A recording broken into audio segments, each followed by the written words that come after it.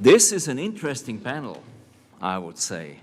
As I mentioned before, the panel is composed in a very specific way. We have a famous tourism professor, Rodolfo Baggio, from Bocconi University.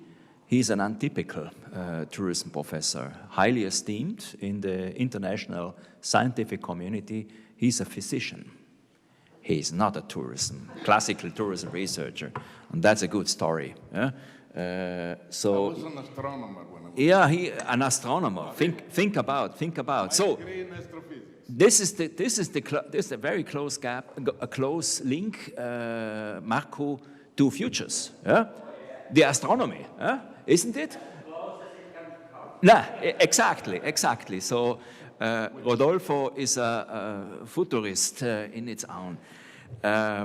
Well, this, just to give a short introduction, Rodolfo wrote a famous PhD. We all know it. He explores the integration of information technology in tourism and complex network analysis. So he's a networking expert as a physician. Then we have Alessandro Dassi. Is an international travel and hospitality executive. His career includes leadership roles at Fosun Tourism Group, China, and Thomas Cook. A few months ago, he started his new role as strategic advisor for the Saudi Tourism Authority. So this is absolutely interesting. Next to that was Christian Ubbiali presented us. So we have some people here knowing the situation in other parts of the world, and I guess this is why we invited them to come here. And well, last but not least, Rebecca, we presented her right before. Rodolfo, the floor is yours. I saw you a couple of times this morning, right before you exploded. So now you can become eruptive, like volcanoes in Italy. We are almost here next to Rebecca, an Italian panel here. So Rodolfo, your impression about that what we are discussing here. You are the physician, you are the network expert. What to do? What to do? Not easy. What I mainly deal is technology, network, destination structures, and since the last few months, climate change, because we are working on a project with the Italian Tourist Board, which is strange, that intends to give destinations real tools to reason about possibility of climate. I mean, as she said, and we well know, we know what we should be doing, okay? We all know what we do. No one is doing anything. We all know that the solution is the so-called mitigation of the different things, but mitigation is something that, let's say, is problematic. And so what's left is the necessity to adapt what we are doing and what we are to the changed conditions. And to do that, I mean, we don't have many tools. It's a strange area because differently from what happens in tourism, in which we always complain we don't have enough data. If you go to the climate world, we have too much data. An incredible amount of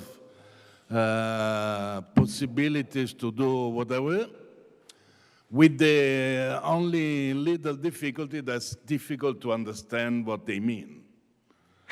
Because what you hear typically is temperature increase. Okay, that's what you typically know.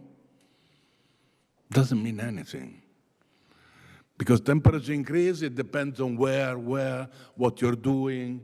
And then it's not only that one, because there is also another half a dozen parameters you should consider to see whether the situation is really getting better, worse, or whatever. And these things, for our tourism operators, but mainly destination managers, because that's what are difficult. So we're trying to put together these things in a reasonable way. We're hoping to do. Anyway, apart from that one, I mean, today we've seen a number of possible topics that may shape the future of tourism. Now, I don't like to make any prediction or forecast or whatever.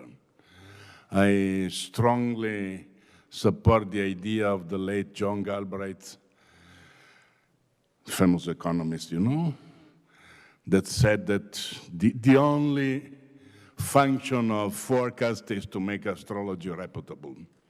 So I don't, but, you know, looking at what we have, we can reasonably try to guess what may be at least possible evolution lines. And for all of this, I mean, we've seen many possible issues and so on, and for all of this, I think that in the end, there are two factors that are really the most important. One is climate, because that's going to change radically. Tourism has been able to recover from an incredible number of crises. If you've seen the last one, in 2 years we're back, almost to normal. We've lost on occasion, but then we're almost back to normal, and was practically zero, okay? Tourism was totally absent. So it's an incredible capability to recover, but I'm afraid that with climate there's very little to do. Because when you start seeing, don't know, 45, 50 degrees in an area, difficult to convince people to come. Last week, the average temperature of Mediterranean water, not air, water, has been 28 and something degrees, water, with a peak of 32 degrees close to Egypt. I mean, you know what is 32 degrees in water? You wouldn't even bath in your bathroom with 32 degrees. Anyway, so that's one. And the second one is technology. There's no, and the two are somehow related because we do a lot. Technology is that strange area. It's almost as strange as tourism, because what I always love the tourism is that we're dealing with something we don't know what it is. I have never found a definition of whatever it is. I mean, at least from a physicist's point of view, you can't define it. You can't. The only thing you can see is that deals with people moving. That's the only possibility. And technology is almost the same. And technology has a strange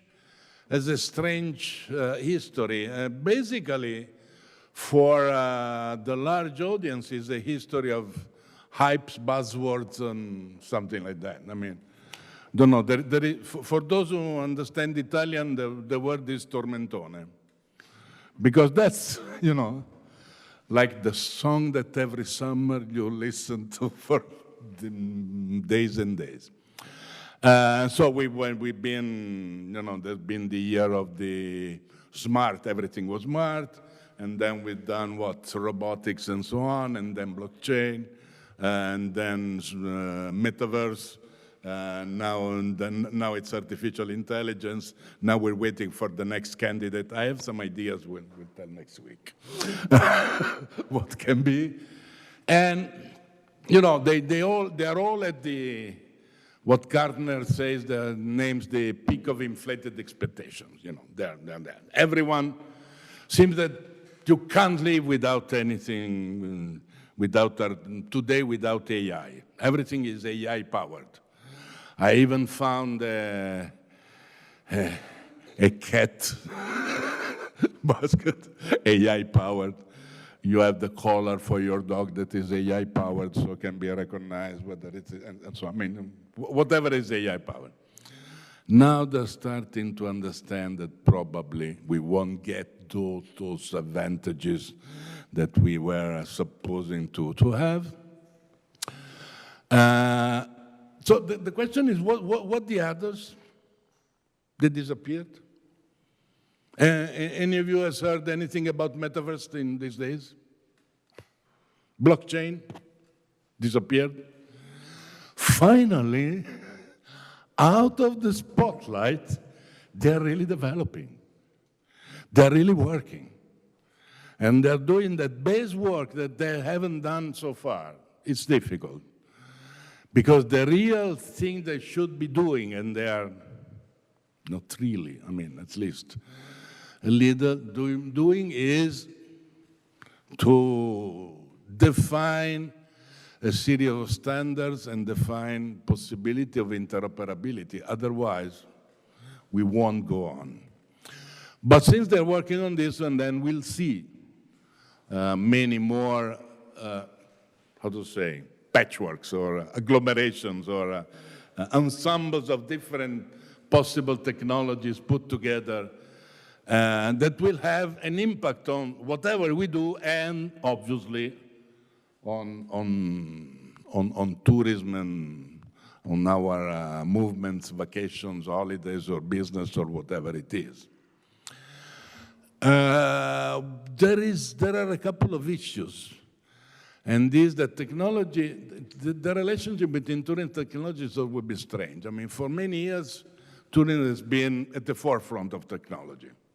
I mean, it's been the first one to have real-time systems. It's been the first one to have the possibility to use technological tools to sell and so on. But now it's lagging behind.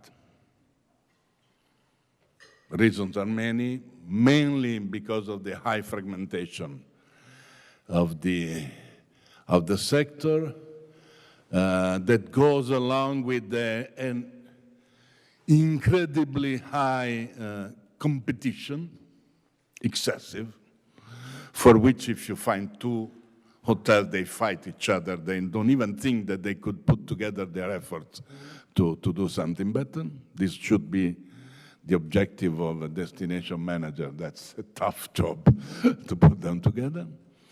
The problem is that now the technology sometimes, most of the times, and this even today, seems to be sold as the solution to all the problems.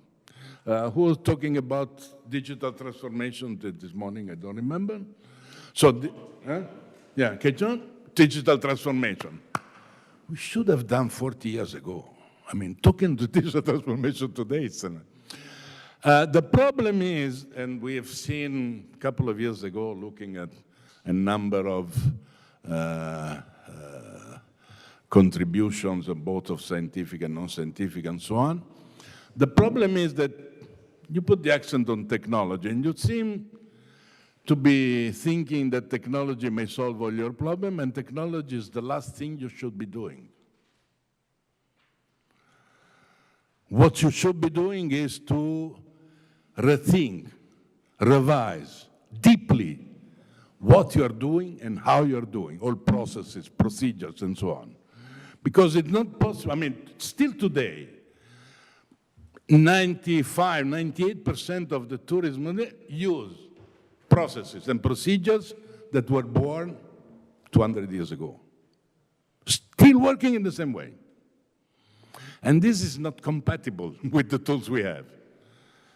So unless there is a profound revision of what is done, we won't get any advantages from technology. We will go on complaining that we spend a lot of money and we don't see the results, which is known as the famous information technology paradox that we have already seen many times.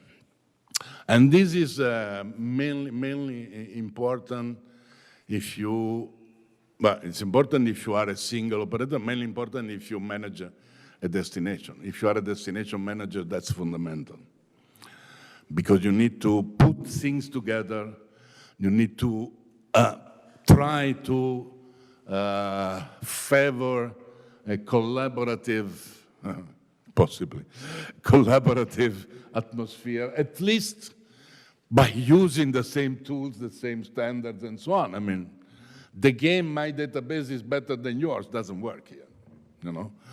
We should be trying, that's what I would love to see as investment programs by a destination or by, you know, an Italian and a tourist board or a ministry and so on, instead of, don't let me think, on what they're doing.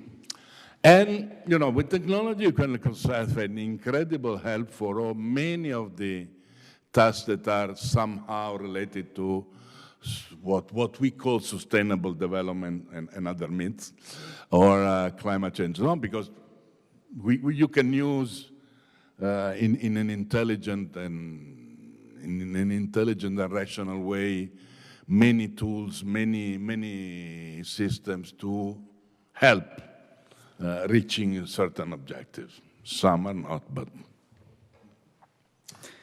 Yeah, thank you. So this is what we try to convince people to do, but you know, it's difficult. Well, it's difficult, but if we have dreams or if we have futures, then it should be. Then there should be a motivation. Yeah. So coming back to that's why we go on. Desire, we go on with these projects and so on. Yeah. You know. Marco and others were talking about desire. Let's create desire, and this can or this eventually can create motivations. I would say we let it stay on this level at the moment. Thank you very much, Rodolfo, for these deep thoughts and messages, especially when it comes to the question about the role of technology. Use technology in a way as we did years ago. It's not the right way, and we have to handle. We have seen it doesn't work. Yeah, it doesn't work. Absolutely. Or it doesn't get the results we want. Yeah. Let's say. Let us jump now for a moment into the tourism industry, Alessandro. Thank you very much for joining also this panel or this conference. You know, the title of the workshop is Destination Heritage or Destination Future. So what comes in your mind? You followed the workshop today. What are your thoughts about? But then my special question, since we were thinking on that when we prepared the workshop, is, are there differences in doing tourism, looking at the regions where you are working now? You have a lot of experience with China. Now you are working with Saudi Arabia. We heard about examples from Abu Dhabi. So when I think on the Middle East, I'm thinking on projects such as Modom, Red Sea Project, NEOM, and so on and so far. So what is your view on this question, on this central question of the workshop?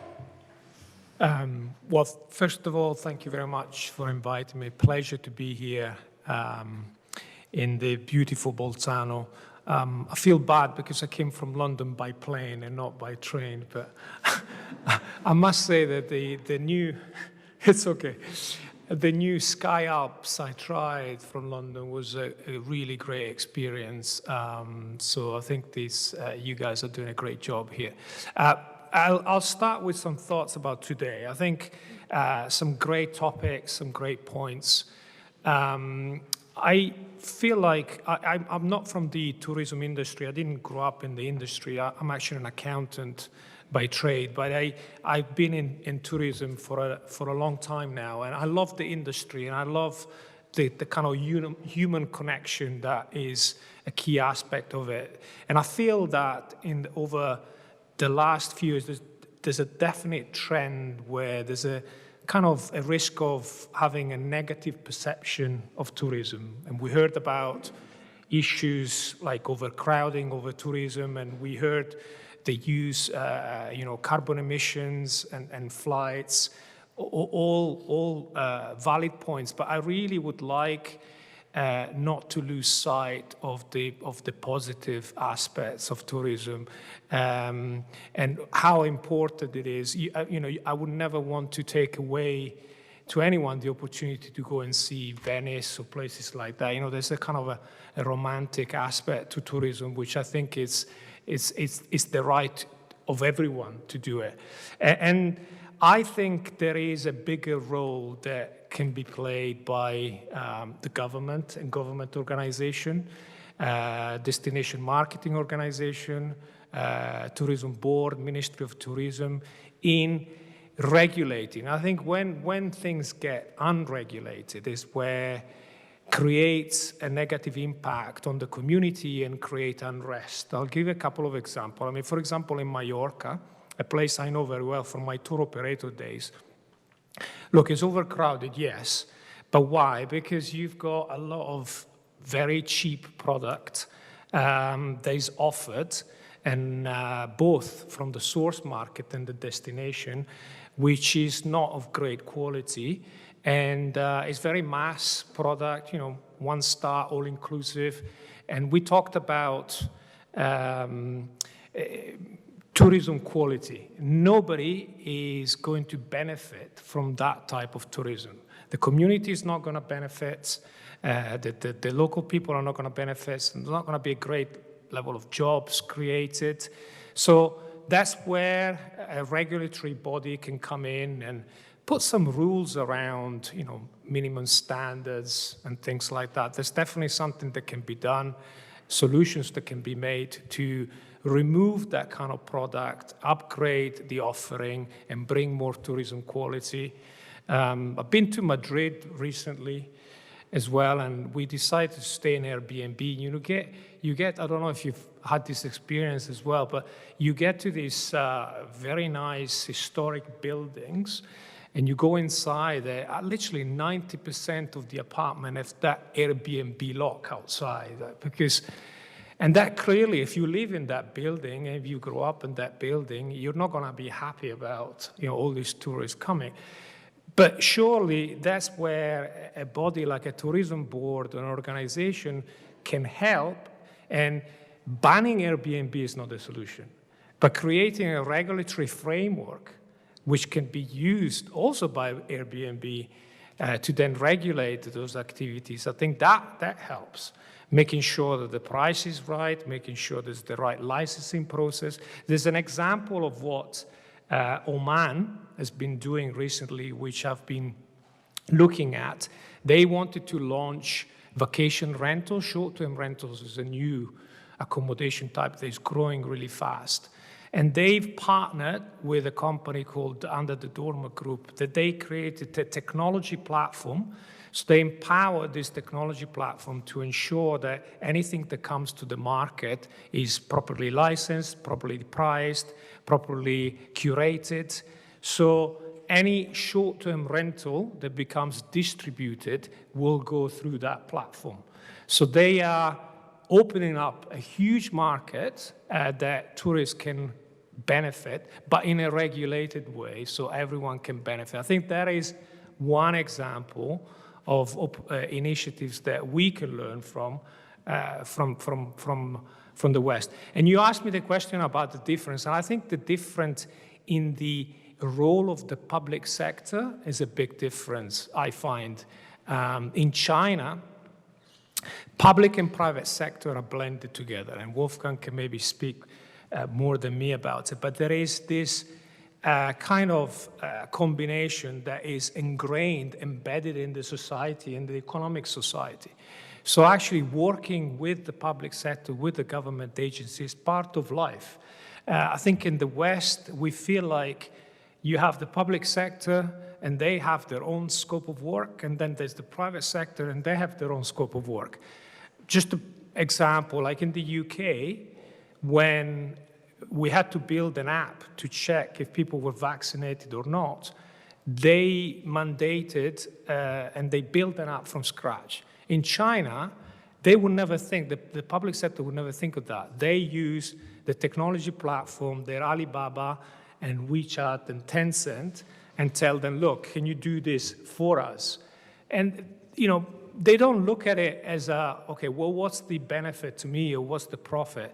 Because they know that it's a give and take. So there's always going to be benefit in the long term working with the public sector. I think that's an area where I also see in Saudi in the way that, of course, yes, there's probably more financial power behind it, but it's about the public sector enabling the private sector to grow together and having a very clear vision and consistent that you're committed to. I think Saudi is, and I'll close with this, Saudi is at a very early stage of development of tourism, only just started. And clearly, Dubai, and we've heard from Christian before about Dhabi, but Dubai is a great success story when it comes to tourism. And I've always thought about, what are the reasons behind this success story? And if I can pick one, is the commitment to a long-term vision. And I think that's where I think we, a Western society, fail a lot of the times. We change government every now and then we change our minds. I mean, in Italy, we're kings of that, right? But there, you've got this vision, and the same in Saudi, and they'll make mistakes on the way, but they will get there because that's what they want to do. And they've got, today we heard also about short-term versus long-term, having a vision that is not like 6 months, but actually 5 to 10 years, and being committed to that vision, I think is very important. Does the Italian Tourism Board have a 10-year vision that is committed to? I think no more than 10 days. Yeah. Good. So I think that's maybe what we can learn from some of these new developing countries. Yeah, thank you, Alessandro. I guess you addressed the right questions. Yeah? So sometimes it's much better to make questions and not to give clear answers. Yeah? And that's what I experience now, also with you. So 3 central questions. Who can benefit from tourism? At the end of the day, this is the central question. Yeah? And you showed us with the non-regulated short-term rental market via booking platforms, however we call them, you named one. But this is, for example, here in South Tyrol, in Italy, in other countries of Europe, a completely unregulated market. And I told it to a journalist today in German, das fliegt uns um die Ohren. So in other words, we will have serious problems because of social conflicts coming up now. If you not go to regulate these logics, because the logics are here, and it is good that we have them, but we have to regulate them. And this brings us to the second question. It's about the leadership of sectors, public-private leadership. It's a giving and taking, you mentioned, but definitely it's a certain leadership of the public authorities at the end of the day. So the political level cannot give the responsibility exclusively to the private sector. But this is what sometimes has happened. By the way, also in some crises, we learned that the public authorities, they remained a little bit secret behind the private sector. And this is not a good story. This is always coming to a bad end. So we need this balance between private and public. I would even say we need a certain public leadership, otherwise we have problems. Nevertheless, our long-termism is a very short-term long-termism. This has to do with the political system, but this has also to do with the missing leadership.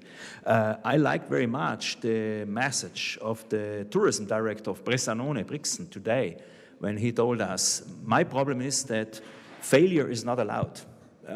I cannot make a failure. I cannot make this mistake, thank you, this mistake twice, but probably sometimes even one. I have a problem also with a mistake when I make it. So this is bringing us also to the problem politicians have sometimes. This is the difference to other countries which you named, Saudi Arabia, Oman, Dubai. Christine yesterday mentioned one of the visions, the plans Dubai has. It's about 2070. We are talking about 2030 plus. That's how we call our plans. 2030. But it's in a couple of years. 2040, 2050, 2060, 2070. Really interesting. So thinking in this time ranges is a completely different thing. There's also a matter of competence. Yeah. So this is about long-termism, Rebecca. But on the other hand, we need a certain short-termism just in order to be fast and to do that, what you claimed today. Grow only those areas of tourism most ready to decarbonize, for example.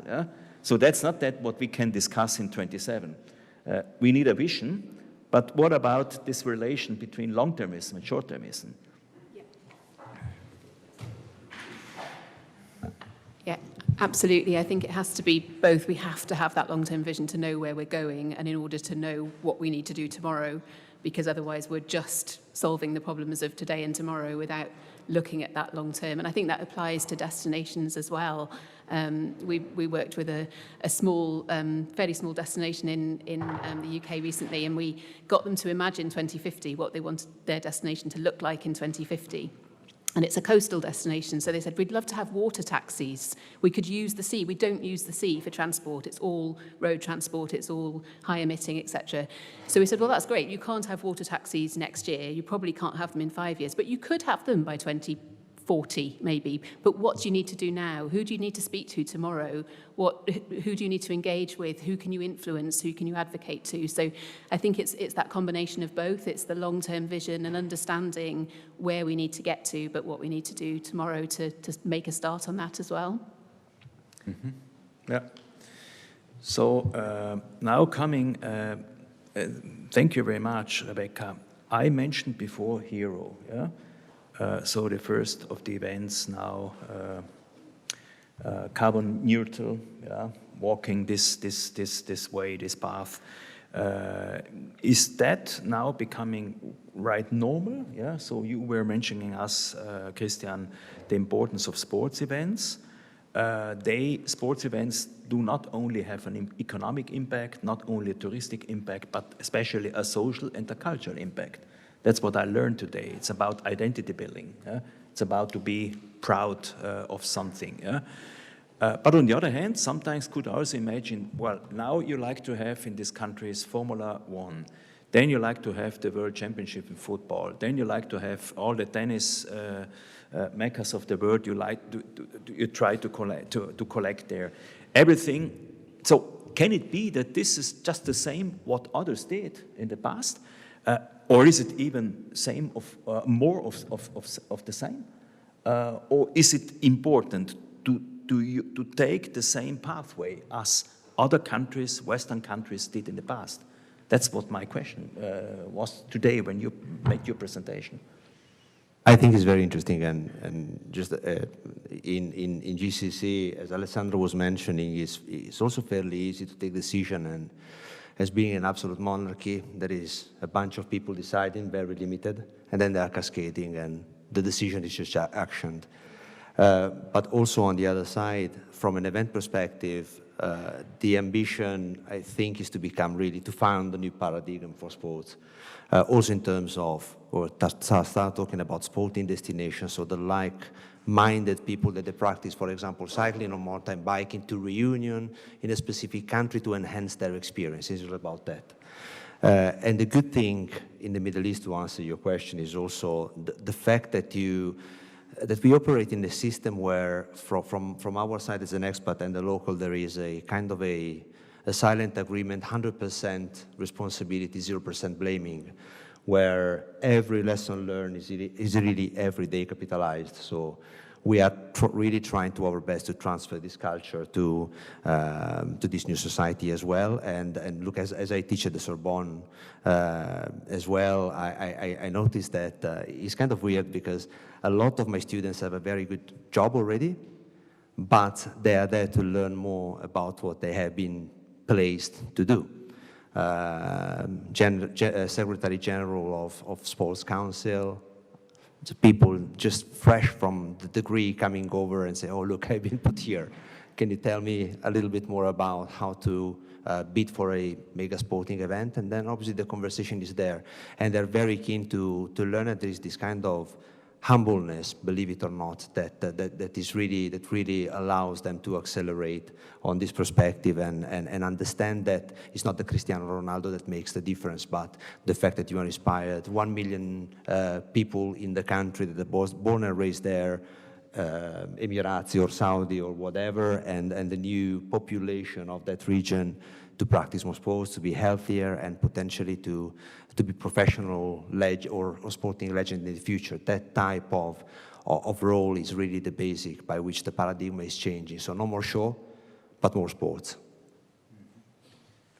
Yeah, thank you. I guess we will discuss it also tomorrow when we listen presentation from Oman, which is very famous also for the heritage discussion. Yeah, this is probably also the big the difference between your country and the other countries. Yeah, that's tomorrow. That's fine. Yeah. I see that you are collecting comments. Yeah, I see that. Well, Rodolfo. Tell me. Short comment? Short. Until now, central questions we stated from the industry. I was looking at that destination, heritage or future, and I say you cannot have a future if you don't have a past. Yeah. You need to put them together. You need to. I agree on that. So this is definitely a rhetoric question, yeah? Yeah. No. Someone will really ask that thing, but I think Can it be that we need a balance between heritage and future? Yeah, you need a balance. You need, let's say, some more creative way of seeing what we have done and so on. Something that, unfortunately, I don't see that much in tourism. I mean, creativity is something that probably for what he was saying with the fear of making a mistake or something like that. Yeah. We need to probably, I was an experimentalist, so I love experiments, and my background tells me that I try. If it works, okay. Otherwise, I do something else and trying to make it work. That in tourism is probably not exactly what it is, but at least something to avoid big mistakes or big thing that for which you totally lose credibility. Something like that. These I'm mainly referring to the public government of tourism. I mean, if I have a ministry of tourism that today, I was thinking, looking at her, that today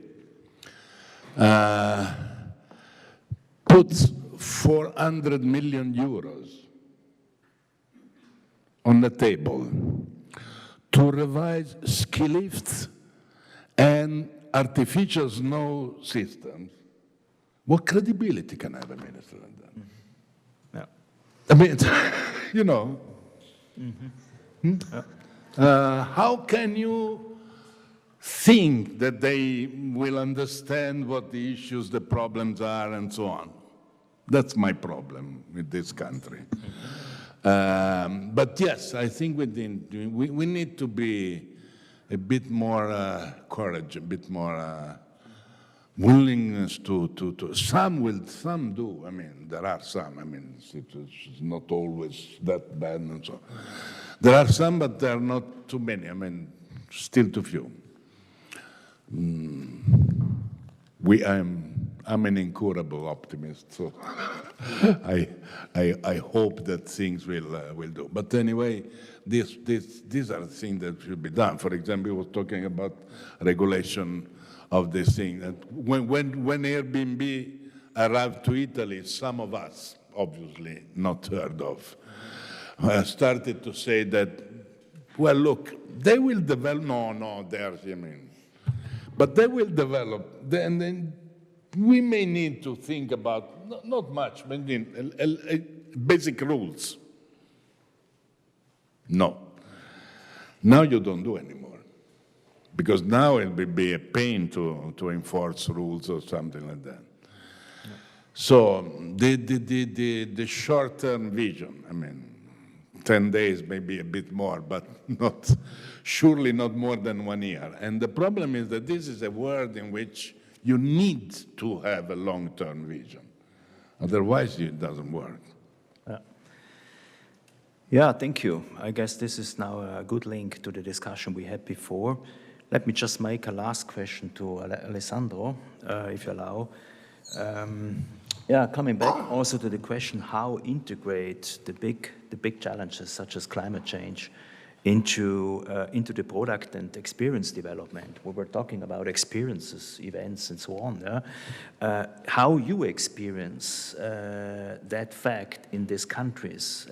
So I always tell, for example, to students that we are talking a lot in Europe about the serious problems we have, climate change, for example, yeah? But also demographic shifts, digitalization, of course. But, we see that more as a green marketing tool, especially climate change, and not really as a serious aspect where we have to change the role, to become an agent of change. That was Dirk Gesser today was mentioning.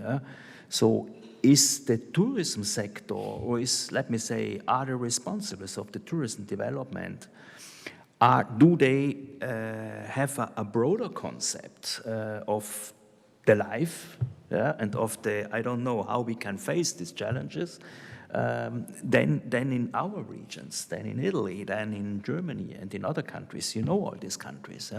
What is the difference when you look at the mindset?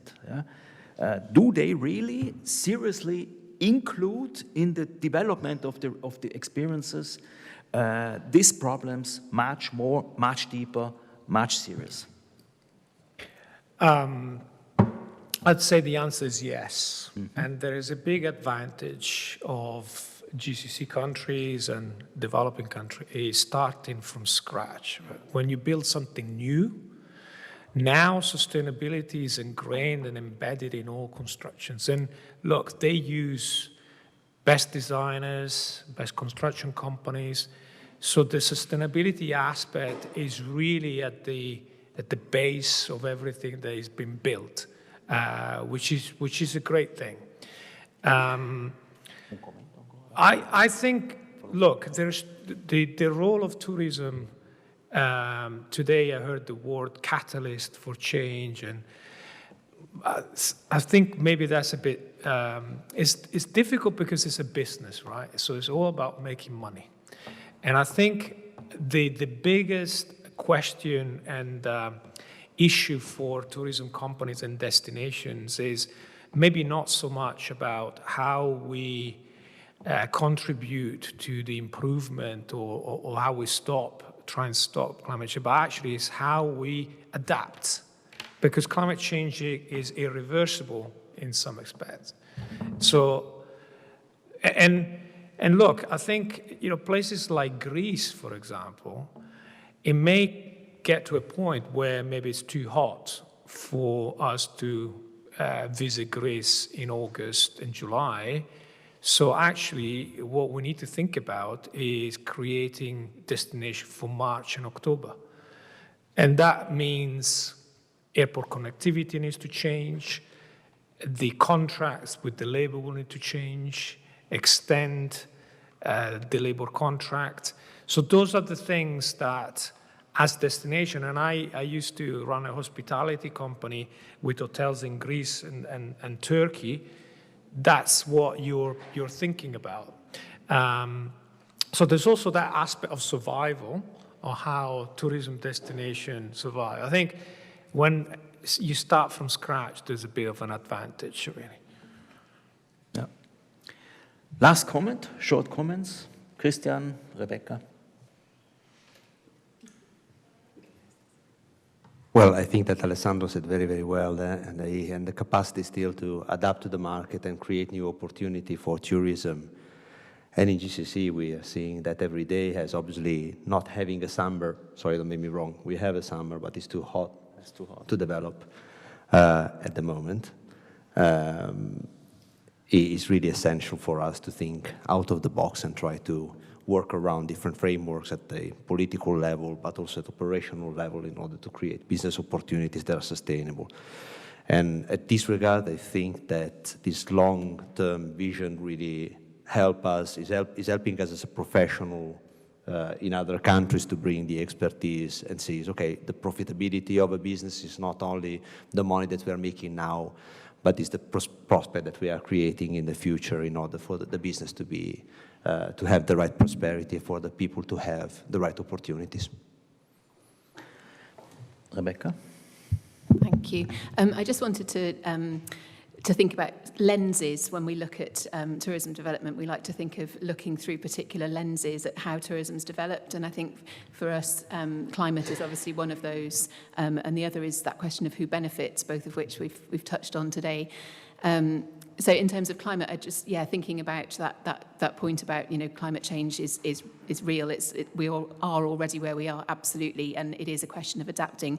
I do say it's still a question of decarbonising as well, otherwise that situation is only going to get worse and worse. So we are where we are, unfortunately, because we have been slow as a world to react.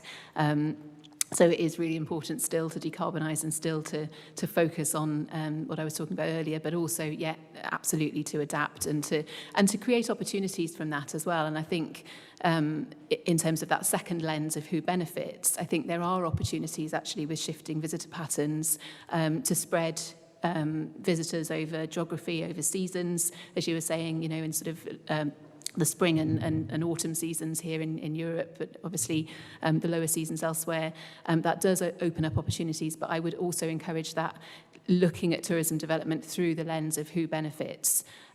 So who are we going to, as thinking from the destination point of view in particular, who do we want to attract to our destination, who will not only help us in our decarbonisation goals and help in terms of adapting the product, and those products will appeal to them, but also who will bring that maximum value for the CO2 that they emit. So when we think about spend, I take the point about low value tourism is not helpful, but I'd also caution about automatically assuming that high value or high spend tourism is automatically delivering value. If it's not products that are perhaps locally made or produced, all that money just leaks straight back out of the economy.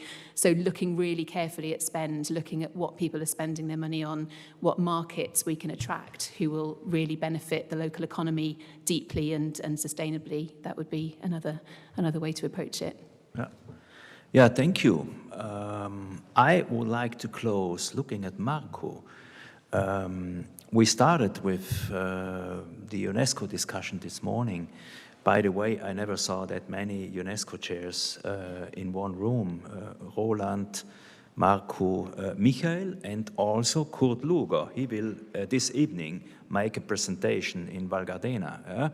So, Marco, you are now the speaker of the UNESCO chairs here. A short comment by you after all these discussions.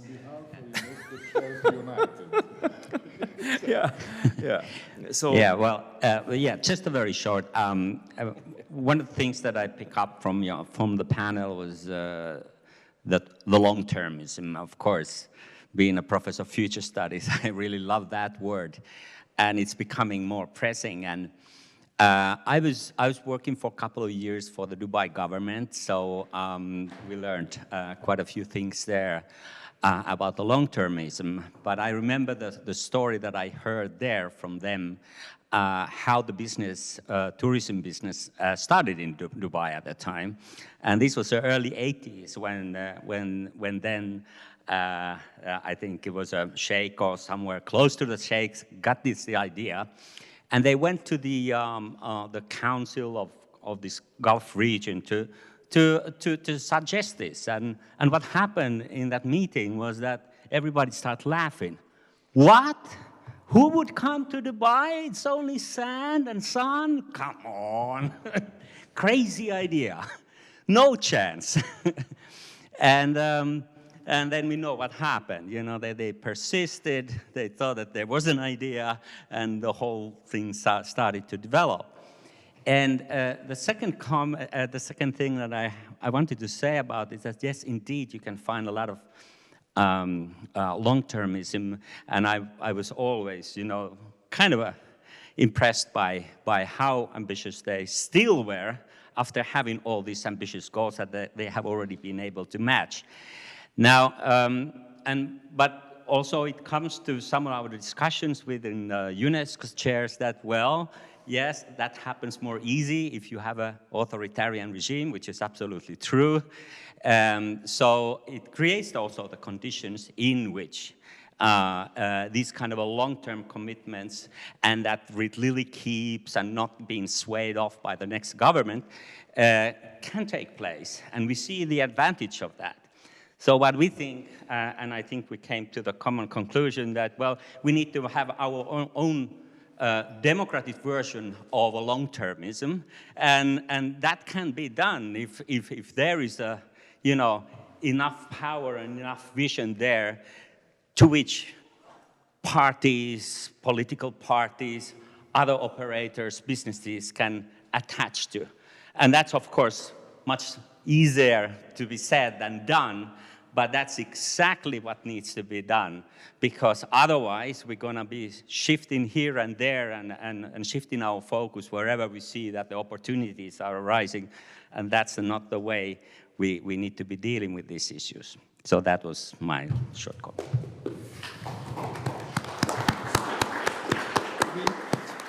Yeah, thank you very much, Marco. I guess these are the last words of this afternoon here in Bolzano.